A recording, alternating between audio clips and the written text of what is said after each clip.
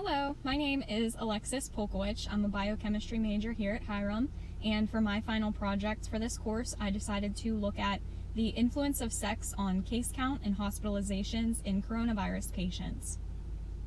So to begin, what is coronavirus? Coronavirus is a very severe upper respiratory virus that makes it very difficult for people to be able to breathe, and those infected can experience these symptoms for up to 2 weeks, and it is considered to be very contagious. The first case was in December 31st, 2019 in China. Since then, it rapidly spread throughout China and within a few weeks was even found throughout the world. This disease quickly went from being an epidemic to a pandemic, which is very scary. I decided to look at what I'm looking into for this project because women tend to go to doctor appointments more than men. And I thought it would be interesting because the first thing that stood out to me was, could this in fact be detrimental for men during times of COVID-19? A study done by the CDC showed that women were 33% more likely than men to visit a doctor. Although this difference did show that it decreased as their age increased, the rate of doctor visits for such reasons as annual examinations and preventative services were 100% higher for women than men, and medical patterns differed significantly, which I thought was really interesting and may be the case when it comes to coronavirus. Another study showed that sex has also been proven to influence an individual's immune response. And I thought this was interesting because I discovered that females actually have more of an innate and adaptive immune response than males do. And viral infections tend to be higher in males. So this made me curious to see if coronavirus specifically happened to target males more than females. So I decided to use the statistics given to us to see if this was in fact the case for COVID-19. This leads directly into my research questions that I looked into, which are females with COVID-19 more likely to go to the hospital and seek help than males are? Could this lead to males having a higher death count than females? And does COVID-19 target one sex more than the other? Are females able to evade this virus more efficiently than males? As for the methods of my research, the sample was all of the recorded Ohio coronavirus data up until June 30th. There were 28,853 individuals represented by this data, and it was obtained from the CDC Coronavirus Information website. The measures were, the data was separated into county, sex, age, onset of the disease, hospital admission, case count, death count, and hospitalizations itself. This research analyzed the death count and hospitalizations by sex specifically and ignored the rest of the data.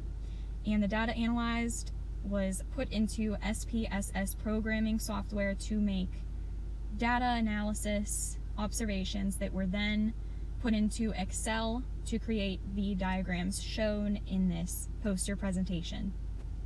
The results of this study showed that 48% of the infected individuals in Ohio were male, while 52% of infected individuals in Ohio were females. This leads to the statistical analysis that every 48.25 males in a sample of 100 would be infected, while in a sample of 100 females, 51.75 individuals would be infected. When a chi-squared analysis chart was generated from the SPSS software, it was shown that the sex compared to case count had a p-value of 71, whereas the sex compared to death count had a p-value of about 62, and the sex compared to hospitalizations had a p-value of about 143. All three were shown to have high significance values, analyzed in Table 5, Appendix B of Fundamentals of Epidemiology and Biostatistics.